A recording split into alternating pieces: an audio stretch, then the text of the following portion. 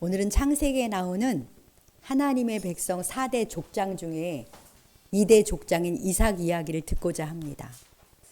아브라함, 이삭, 야곱, 요셉 이 4명의 족장 이야기가 창세기 12에서 50장까지잖아요. 그 중에서 2대 족장인 이삭의 이야기는 제일 짧아요. 이삭은 아브라함의 아들이고 야곱의 아버지인데요. 오늘 본문인 창세기 26장 외에는 이삭 개인의 신앙과 인격, 삶을 오롯이 보여주는 곳은 없습니다. 다른 장에서는 아버지와의 관계, 아내와의 관계, 아들들과의 관계 안에서만 이삭이 나와요. 그러니까 독자적인 이삭의 삶은 여기뿐입니다. 그는 4명의 족장 중에 가장 평범해 보이는 삶을 살아요. 그래서인지 우리에게 좀 더 친근하게 느껴집니다.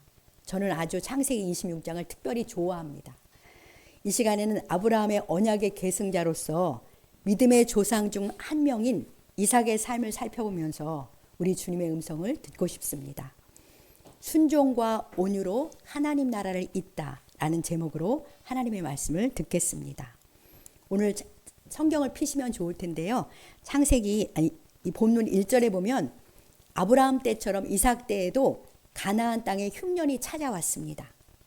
이삭은 아버지를 이어 가소를 거느린 족장이긴 하지만 아직은 유랑하는 거류민에 불과해요. 부모의 매장지로 산 땅 외에는 가나안 땅에 그들의 땅에 한 평도 없었습니다. 그때 이스라엘 조상들 그러니까 하나님의 백성의 조상들이 어떻게 유랑하며 살았는지가 시편 105편 12, 13절에 나와요. 시편 105편 12, 13절을 한번 들어보십시오. 제가 읽어보겠습니다. 그때 그들의 사람의 수가 적어 그 땅에 나그네가 되었고 이 족속에게서 저 족속에게로 이 나라에서 다른 민족에게로 떠돌아다녔도다. 이것이 하나님의 백성 조상들의 삶이었어요.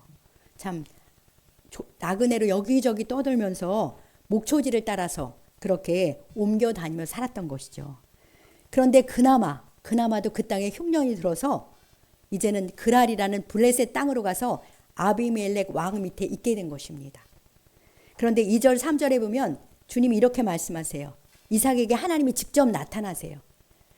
이삭에게 개인적으로 하나님이 나타나신 건 여기가 처음이에요. 그러면서 그에게 애굽으로는 내려가지 말아라. 그냥 이 땅에 이 그랄에 거류하라고 하세요. 그러면 내가 너와 함께 해주고 너에게 복을 주겠다. 약속하시면서 애굽으로 가지 못하게 하세요. 그런데 구약에서 애굽은요 세상을 상징하는 지명입니다. 애굽은 상징적으로 세상을 상징해요. 우리가 세상에 속했다가 주님께 돌아왔잖아요. 그러니까 우리가 약속의 땅에 기근이 왔다고 해서 풍요로워 보이는 애굽 세상으로는 가지 말라 그렇게 만류하시는 거예요. 그렇습니다. 우리가 주님의 백성으로서 주님을 따를 때 흉년과 같은 어려움이 찾아오기도 해요. 어려움이 찾아오면 우리는 어떻게 해요? 세상과 타협하며 살고 싶은 유혹을 받아요. 그러니까 본래 따르던 세상 방법을 따르는 것이 훨씬 쉬워 보이거든요. 그런데 주님이 말씀하시는 거죠.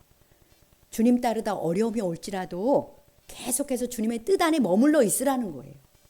주님 바라보고 믿음으로 주님 안에 거해야 승리가 있고 미래가 있는 거예요. 지금 어려워도. 그래서 어려움 중에도 여전히 우리와 함께 계시고 우리를 돌보아 주시는 하나님을 신뢰하면서 믿음으로 인내해야 하는 것입니다. 그 순종의 끝에 주님이 주신 복을 마침내 경험하는 줄 믿습니다. 이제 하나님께서 애굽으로 가지 말라고 하면서 이삭에게 복을 약속하시는데요. 우리 3절 4절에서 어떤 복을 약속하시는지 함께 뜻을 생각하면서 읽어보겠습니다. 이 땅에 거류하면 내가 너와 함께 있어 내게 복을 주고 내가 이 모든 땅을 너와 내 자손에게 주리라.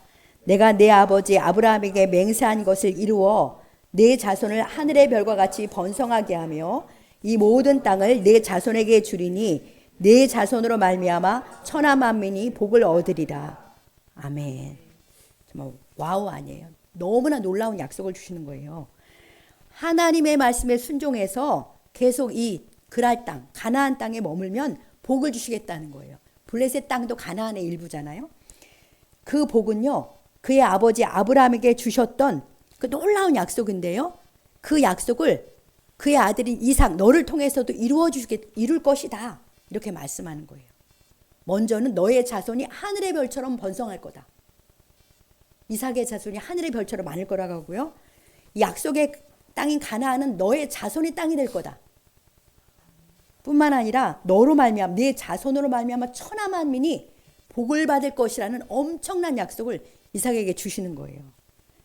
여러분들 이 약속이 예수 그리스도 안에서 우리들 것인 거 아시죠? 이 약속 예수 그리스도 안에 우리들의 것이에요. 한마디로 그와 그의 후손을 통해서 천하 만민이 복을 받게 되는 복의 통로로 그를 삼겠다는 약속입니다. 그와 그의 자손을 통해서 영원하고 영광스러운 하나님의 나라를 이루시겠다라는 약속이에요. 하나님은 이제 이삭을 복된 언약의 계승자로 삼으시겠다고 그에게 분명하게 개인적으로 나타나셔서 말씀하시는 거죠. 이렇게 우리 하나님은 직접 이삭을 개인적으로 인격적으로 만나주시는 거예요. 아버지 아브라함의 하나님이었는데 여태까지는 이제는 이삭의 하나님, 나의 하나님으로 그를 만나주시는 것입니다. 우리에게도 이런 경험이 꼭 필요해요. 성경 속의 하나님이 내 하나님이 되어야 하는 거죠. 부모의 하나님이 아니고요. 나의 하나님이 되어야 하는 것입니다. 그러려면 내가 하나님과 독대해야 돼요. 하나님과 나와의 개인적이고 인격적인 만남이 이루어져야 하는 것이죠. 예배 드리는 중에, 홀로 하나님의 말씀을 묵상하는 중에, 기도하는 중에 조용히 찾아오셔서 나를 만나주시는 그러한 만남을 모두 경험하시길 우리 주님의 이름으로 축복합니다. 하나님은요, 이삭에게 이 놀라운 약속을 주시면서 그 언약 성취에 대한 확신을 주시잖아요. 그러면서 그의 영적 정체성, 지금 떠도는 거류민에 불과하지만 그의 영적 정체성을 분명하게 확인시켜 주시는 거예요. 너는 내 아버지의 아들로서 내 나라를 세워갈 내 언약 백성이란다. 그러면서 그의 마음에 정체성을 확실히 해주는 거죠. 비록 지금 흉년이 와서 약속의 땅에서 그랄 땅으로 옮겨왔지만 내 자손은 하늘의 별과 같이 번성할 거야. 이 모든 땅은 내 자손이 차지할 거야. 또 내 자손을 통해서 천하 만민이 복을 얻을 것이라는 정말 크고 놀라운 복의 약속을 그의 마음에 깊이 심어주시는 것입니다. 자, 이 언약의 말씀을 하나님으로부터 직접 들었을 때 이삭의 마음이 어땠을까요? 자기 땅 한 떼기도 없어서 가소를 이끌고 유랑하며 살아가야 하는 그의 헌실, 찾아온 흉년으로 인해서 블레셋 지방으로까지 떠밀려와야 했던 이 현실 때문에 정말 힘들고 쪼그라들어 있었을 거 아니에요. 현실을 보면. 그런데 하나님이 현실과 너무나 괴리가 큰 약속을 하나님이 들려주셨을 때, 그렇지만 하나님은 이삭은 그 말씀으로 큰 위로와 용기와 소망을 얻게 되었을 것입니다. 아, 그렇지.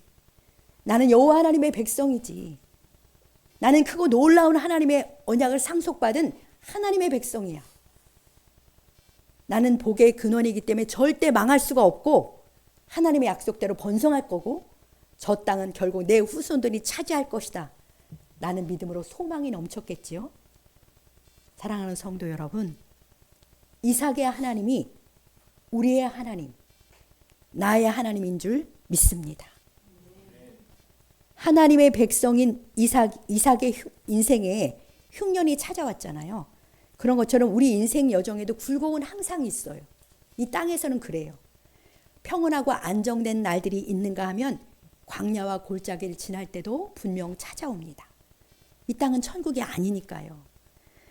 어떤 상황에서든지 우리에게 항상 필요한 것은 나는 하나님의 자녀다. 나는 하나님의 백성이다. 천지를 운행하시는 그런 나의 영적 정체성을 분명히 하며 살아가는 거예요. 나는 예수 그리스도 안에서 저 크고 놀라운 복의 약속을 이을 21세기의 상속자라는 믿음으로 자기 자신을 바라보시길 축복합니다. 또한 나의 하나님은 자녀인 내 모든 현실과 상황, 힘든 마음을 다 알고 계시는 분이에요. 나의 앞도 전후를 좌우를 두르고 계시기 때문에 내 안에 계시기 때문에 다 아세요. 그리고 여전히 나를 사랑하세요. 그러니까 나는 그 아시는 주님을 신뢰하면서 우리 하나님 앞에 나가서 위로와 소망을 구하시면 됩니다. 말씀을 열고요. 하나님의 말씀을 열고 주님 저를 위로해 주십시오. 저의 믿음을 새롭게 하셔 소망을 주세요. 제 형편 아시잖아요. 제 마음 아시잖아요. 그러면서 하나님의 말씀을 펴면 기도하며 나가면 하나님 날 개인적으로 만나 주시면서 이렇게 이삭을 위로하듯 우리에게 말씀으로 위로와 소망을 주실 줄 믿습니다. 자, 이삭은 그 땅에 머물라 하시는 하나님의 말씀에 순종했잖아요. 그의 순종의 결과는 어떻게 됐을까요? 우리 12, 13절을 같이 읽어보겠습니다. 이삭이 그 땅에서 농사하여 그의 100배나 얻었고 여호와께서 복을 주심으로 그 사람이 창대하고 왕성하여 마침내 거부가 되어. 네, 아멘입니다. 이삭은 하나님의 말씀대로 그랄 땅에 거주하면서 농사를 지었어요. 그의 업은 목축업이거든요. 네, 목축을 하던 이삭이었지만 그랄에서는 농사를 지었는데요. 그 해에 100배나 얻었습니다. 이거는 사람의 힘으로 될 수 있는 일이 아니잖아요. 하나님의 말씀에 순종하는 그에게 하나님이 약속하신 대로 실제로 그에게 복을 주신 거예요. 이방 땅에서 농사를 지어서 100배나 얻다니 정말 큰 복을 받은 것입니다. 흉년을 넉넉히 이길 뿐만 아니라 창대하고 왕성하여서 힘 있는 거부가 된 거예요. 그가 보이는 상황에 따라 움직여서 애굽으로 갔다면, 그랬다면 이런 하나님의 말씀을 순종한 결과를 경험하지 못했겠지요. 그렇지만 그는 보이는 상황에 따라 움직이지 않고 하나님의 말씀에 귀를 기울이고 그 말씀대로 순종한 결과 이런 엄청난 복을 얻은 것입니다. 낯선 땅에서 자기 업도 아닌 농사를 지었지만 100배나 얻은 거예요. 하나님은 그 말씀에 순종하는 자녀에게 복을 주십니다. 복을 주시되 상상 이상의 복을 주시는 분이십니다. 우리 하나님이 이처럼 자기 자녀인 우리에게 복 주기를 기뻐하세요. 주님의 은혜와 능력으로 우리가 창대한 자가 되어서 우리 주님의 이름을 높이며 살아가길 원하시는 분이신 줄 믿습니다. 사랑하는 성도 여러분, 주님께서 이러한 사건을 기록하셔서 오늘 우리로 읽게 하시는 이유가 무엇이겠습니까? 로마서 15장 4절에서 알려주세요. 이렇게. 자, 로마서 15장 4절을 같이 읽어보겠습니다. 무엇이든지 전에 기록된 바는 우리의 교훈을 위하여 기록된 것이니 우리로 하여금 인내로 또는 성경의 위로로 소망을 가지게 하려 함이니라. 네, 이 말씀대로예요. 이런 말씀을 듣고 우리도 교훈을 받아서 인내하고 또 위로와 소망을 갖게 하시려고 이런 말씀을 들려주시는 거죠. 여러분의 삶에 어떤 흉년이 찾아왔습니까? 어떻게 결정해야 할지 몰라서 고민되는 일이 있으신가요? 이삭을 인도하시는 우리 하나님을 바라보시기 바랍니다. 동일한 하나님이시거든요. 기도하며 하나님의 말씀 앞에 나가 하나님의 뜻을 여쭈어 보면 됩니다. 그러면 주님이 우리에게 말씀해 주세요. 그 말씀 붙잡고 오직 믿음으로 순종하셔서 하나님이 내려주시는 복을 마침내 경험하는 저와 여러분들 다 되시길 우리 주님의 이름으로 간절히 축복합니다. 이삭은 거부가 되어서 양과 소떼도 심이 많아졌어요. 그러자 블레셋 사람들이 시기를 해요. 급기야 아비멜렉 왕까지 와가지고 네가 우리보다 크게 강성하니 우리를 떠나라. 그러면서 그 그랄 땅에서 내쫓아요. 한번 생각해 보십시오. 농사를 지어서 100배나 거두었다면 그 땅이 아주 비옥한 땅이었을 거 아니에요. 힘들게 그가 개간해서 비옥한 땅을 만들었더니 다 두고 떠나라는 거예요. 이삭의 마음이 어땠을까요? 서러웠을 것입니다. 소수 종족으로 이 땅 저 땅으로 계속 유랑할 수밖에 없는 자신들의 처지가 서럽고 억울하고 힘들었겠지요. 그는 가소를 거느린 족장이에요. 그러니까 얼마나 더 마음이 무거웠겠습니까?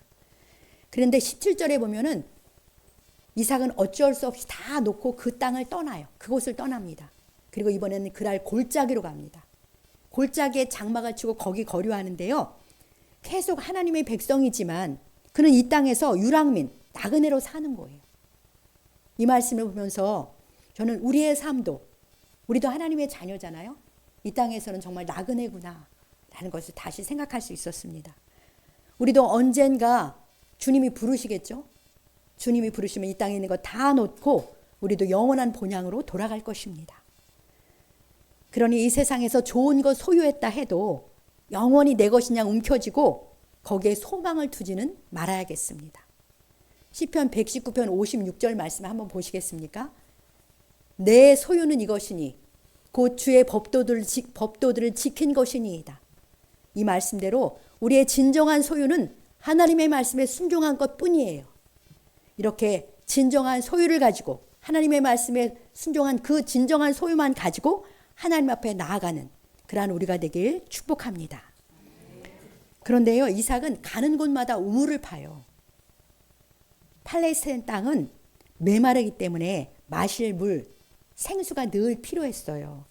그리고 많은 가축을 기르려다 보니까 물을 먹일 샘이 늘 필요했던 것이죠. 그래서 아브라함 때부터 어딜 가나 우물을 팠습니다. 메마른 땅에 살던 이스라엘에게 우물은 생명의 샘이고 공동체가 함께 살아갈 수 있는 생명의 근원지인 것이죠. 그랄 땅에도 아버지가 팠던 그 우물들이 여기저기 있어요. 그러니까 아브라함도 여기저기 옮겨 다녔다는 거죠. 블레셋 사람들은요, 거부가 된 이삭을 시기해서 그때 팠던 우물을 다 먼저 이렇게 흙으로 메워버려요. 우물이 없으면 그 땅에서 살 수가 없으니까 절로 내쫓기는 거예요. 물이 없으니까. 우물을 메우면 생수를 얻지 못하기 때문에 사람도 가축도 그곳에 더 이상 살 수가 없습니다. 자, 그랄 골짜기로 옮긴 이삭은 18절을 보면요, 거기서도 아버지 아브라함이 팠던 우물을 다시 파요. 그 우물들의 이름을 아버지가 불렀던 이름으로 우물의 이름을 부릅니다. 그러니까 무슨 말이에요? 우물마다 이름이 있다는 거예요. 우물마다 소유권이 있다는 거예요. 그 당시 우물이 그들의 삶에 얼마나 중요했는지를 알 수 있는 대목이에요. 우물의 이름이 있고 우물의 소유권이 있다는 것. 그래서 우물의 이름이 곧 그 지명이 돼요. 그 이름을 지은 족속이 그 우물의 주인이 되는 것입니다. 이제 15절로 25절 사이에는요, 우물이라는 단어가 8번이 나오고 우물을 팠다라는 말이 5번이 나옵니다. 그러니까 이삭의 일생은 계속 우물을 판 거예요. 끝까지 우물을 판 것입니다. 당시 백성들에게 우물은 생명과 공동체를 유지하는 데 가장 중요한 생수의 근원이었어요. 오늘 본문 맨 끝에 나오는 부엘세바라는 지명도요, 맹세의 우물이라는 뜻이에요. 부엘이 우물이고 세바가 맹세입니다. 이렇듯 우물은 당시 하나님의 백성들에게 생명의 샘, 생수의 근원입니다. 그래서 가는 곳마다 이삭은 우물을 판 거예요. 노년에 이르기까지 우물을 파고 거기에서 공동체를 이루며 살았습니다. 사랑하는 성도 여러분, 오늘 우리들의 생명의 샘, 우리들의 생수의 근원은 무엇입니까? 예수 그리스도이십니다.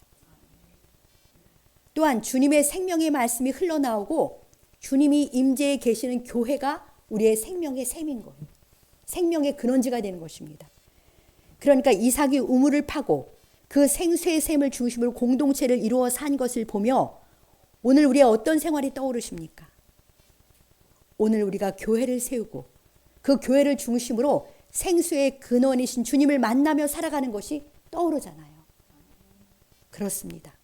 우리도 메마른 세상에서 하늘의 생수로 우리 영혼을 풍성케 하시는 주 예수님이 늘 필요하고 늘 주님을 사모합니다.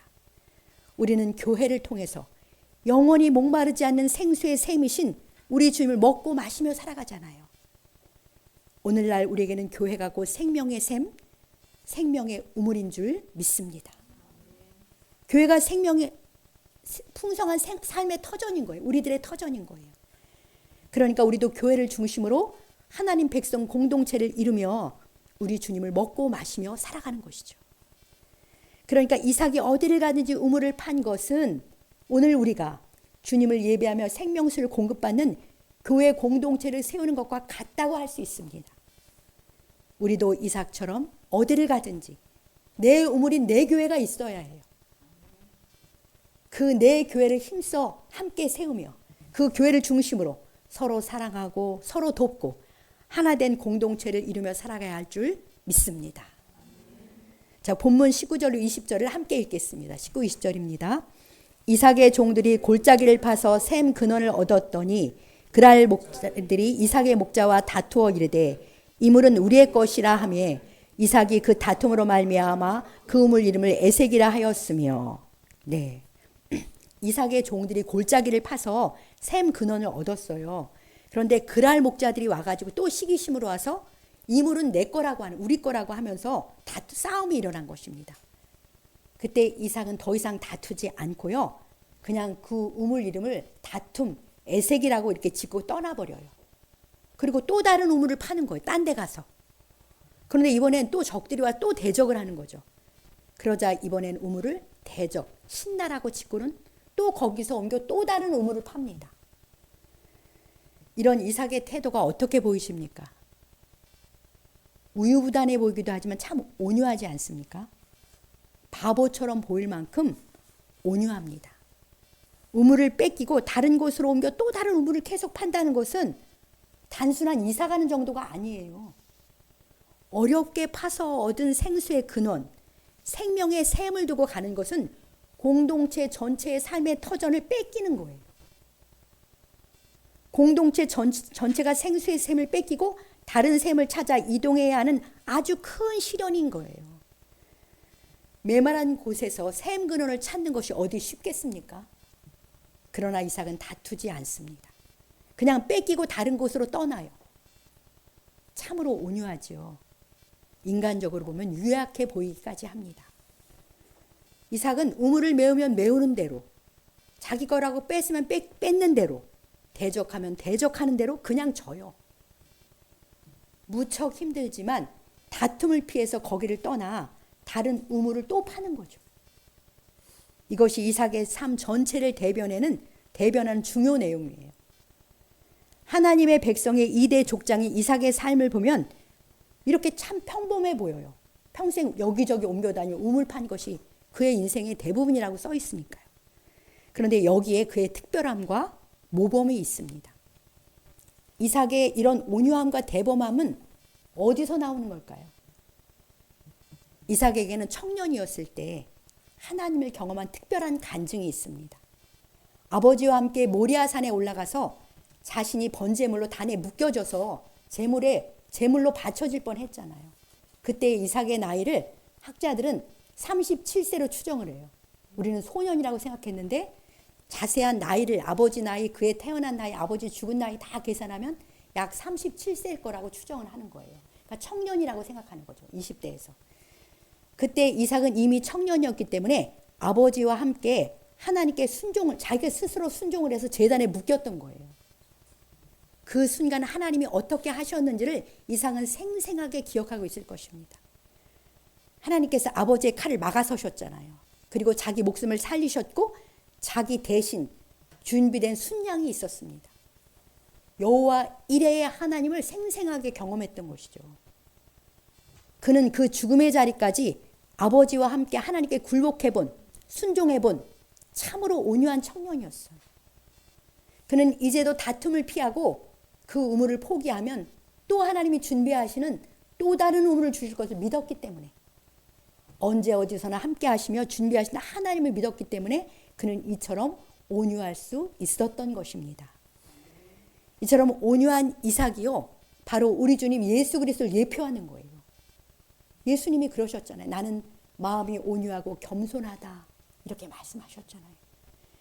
예수님이 온유하고 겸손하시기 때문에 그 험한 모욕과 멸시와 배신, 참혹한 십자가 죽음까지도 순복할 수 있었던 것이죠. 이삭이 그것을 그대로 보여준 거잖아요. 주님의 온유함이, 그 온유함으로 인한 순복이 하나님의 뜻인 우리들의 구원을 이루었습니다. 그러니 오늘 하나님의 나라를 세우는 사명을 받은 우리들도 이삭처럼, 예수님처럼 언제 누구에게나 끝까지 온유하며 하나님의 뜻을 이루어가야 할 줄 믿습니다. 사랑하는 성도 여러분, 우리도 이삭처럼 하나님의 백성입니다. 나도 하나님의 나라를 세워가는 자로 부름받은 하나님의 백성이라는 자부심과 확신을 갖고 살아가시길 축복합니다. 그러한 믿음으로 하나님의 나라를 위해 다른 성도들과 함께 힘써 교회를 세워갈 때 때로는 우리에게 다툼도 있고 대적하는 사탄의 공격도 찾아와요. 그러니까 우리가 교회를 세워가는 것은 평생 생명의 샘인 우물을 파는 것과 똑같은 거예요. 그런데 거기에도 대적이 있고 또 다툼도 있다는 거죠. 그럴 때 우리도 이삭처럼, 예수님처럼 온유함으로 순복해야 돼요. 하나님의 주권 앞에 그렇게 온유함으로 순복하며 나갈 때 결국 그 사람이 승리하는 줄 믿습니다. 나로서는 못하죠. 우리가 다 혈기가 있잖아요. 근데 우리 안에는 주의 영이신 성령님이 계시기 때문에 성령을 의지하면 우리도 온유할 수 있습니다. 온유함을 하나님께 굴복하여서 이 땅에 생명의 샘인 교회를 세우는 일에 끝까지 헌신하며 나아갈 때 우리에게 참된 복이 임합니다. 예수님이 팔복에서도 말씀하셨잖아요. 온유한 자는 복이 있나니 땅을 기업으로 받을 것이며. 온유한 자가 땅을 차지합니다. 이 자리에 계신 우리 성도님을 모두 성령 충만하여서 온유의 열매를 맺으심으로 약속하신 복을 누리며 살아가시길 우리 주님의 이름으로 간절히 축복합니다. 이제 끝으로 온유함으로 다른 곳으로 옮겨 또 다른 우물을 판 이삭의 삶에는 어떤 축복이 있는지, 또 이삭처럼 생수의 샘인 우물을 파는 일에 계속 들여지는 헌신의 삶에는 어떤 복이 있는지 살펴보고 말씀을 마치겠습니다. 본문 22절을 함께 읽겠습니다. 이삭이 거기서 옮겨 다른 우물을 팠더니 그들이 다투지 아니하였으므로 그 이름을 르호봇이라 하여 이르되 이제는 여호와께서 우리를 위하여 넓게 하셨으니 이 땅에서 우리가 번성하리로다 하였더라. 아멘. 이삭은 에색도 신라도 뺏기고 또 다른 우물을 팠어요. 그랬더니 거기서는 다투지 않았습니다. 왜냐하면 그 장소가 넓었거든요. 드디어 다툼이 없는 넓은 곳 르호봇을 만난 거예요. 르호봇 우물을 파고는 이삭은 하나님께 감사와 믿음의 고백을 이렇게 드립니다. 이제는 하나님께서 우리를 위해 넓은 곳을 주셨으니 이 땅에서 우리가 번성할 것이다 라고 고백합니다. 신실하신 그의 하나님께서 온유함으로 옮겨서 또 다른 우물을 파는 이삭에게 더 풍성한 생수가 나오는 큰 우물 르호봇을 주셨던 거예요. 이삭과 함께 하시며 그에게 복을 주신 우리 하나님의 은혜와 능력, 신실함의 결과인 것이죠. 더 넓은 곳에서 새 우물 르호봇을 주셨습니다. 더 이상 다투지 않아도 되고요. 거기서 이삭은 주님의 약속대로 번성하게 되었습니다.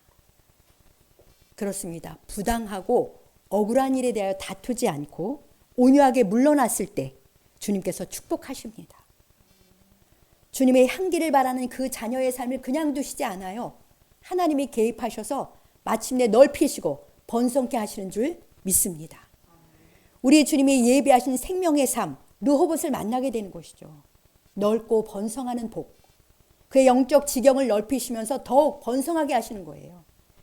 오늘 우리도 영원히 목마르지 않는 생수이신 우리 주님이 충만히 임하시는 교회를 세우는 일에 온유함으로 끝까지 헌신하여서 마침내 하나님이 주시는 복을 받게 될 줄 믿습니다.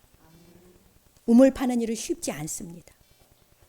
쉽지 않고 수고해야 되고 헌신해야 되는 것처럼 하나님의 교회를 세워가는데도 많은 수고와 기도, 헌신이 필요합니다. 그러나 우리의 삶도 생명의 삶인 교회를 중심으로 공동체를 이루며 살아갈 때 메마른 이 세상에서 흡족한 생수를 마시며 풍성한 삶을 살 수 있는 거예요. 그러니까 우리 이 땅에 사는 동안에 반드시 생수의 근원이신 예수 그리스도 중심으로 살아야 하고요. 그 예수님 중심으로 산다는 것은 주님의 몸인 교회 공동체를 중심으로 살아가는 것입니다. 하나님의 나라는 혼자서 누릴 수도 없고 혼자서 세울 수도 없습니다. 하나님은 나의 아버지이시지만 우리의 아버지예요. 한 아버지를 모시고 한 주를 모시고 한 성령을 모신 주의 가족들이 우리 주님의 진리의 말씀 안에서 서로 사랑하며 하나 되어가는 그것이 하나님 나라예요. 주님의 교회를 세우는 것은 생명의 샘을 파는 일입니다. 우리 교회는 작은 개척교회라는 이름은 이제 떼어버리고 있는 작은 교회잖아요. 작은 교회인데 생명의 삶을 우리가 함께 파고 있는 거예요. 그러니까 이 생수의 근원을 얻기 위해서는 우리의 수고와 헌신과 기도가 필요합니다. 이 자리에 계신 우리 모두가 하나님의 백성으로서 자부심을 가지고 이 거룩하고 귀한 사명에 기꺼이 동참하시길 축복합니다. 영원히 목마르지 않는 생수의 샘을 파는 일에 내 마음을 드리고 기도를 드리고 수고와 헌신의 눈물을 들이시길 축복합니다. 주님의 은혜의 부르심 안에서 이삭처럼 순종과 온유함으로 주님께 굴복하여 주님의 교회를 세워갑시다. 영생하도록 솟아나는 샘물인 우리 주님이 충만히 임하셔서 영광 받으시는 교회를 힘써 세워갑시다. 이 교회를 중심으로 아름다운 공동체를 이루며 살 때 우리는 영원히 목마르지 않는 생수이신 주님을 먹고 마시며 풍성한 삶을 누리게 될 줄 믿습니다. 이제 마지막으로 이삭의 말년에 맹세에 있는 브엘세바로 떠나서 거기 살게 되는데요. 이 브엘세바라는 곳은 이삭이 아버지 아브라함과 오랫동안 살았던 곳이에요. 아브라함도 말년에 여기서 살았거든요. 그리고 이스라엘의 최남단에 있습니다. 브엘세바에서 단까지라고 이스라엘 땅을 명명하잖아요. 그러니까 이삭은 신앙의 고향으로 말년에 가서요. 거기서 또 우물을 파요. 자, 본문 24, 25절을 읽으면서 말씀을 마치겠습니다. 24, 25절입니다. 그 밤에 여호와께서 그에게 나타나 이르시되 나는 내 아버지 아브라함의 하나님이니 두려워하지 말라. 내 종 아브라함을 위하여 내가 너와 함께 있어 내게 복을 주어 내 자손으로 번성하게 하리라 하신지라. 이삭이 그곳에 제단을 쌓고 여호와의 이름을 부르며 거기 장막을 쳤더니 이삭의 종들이 거기서도 우물을 팠더라. 아멘.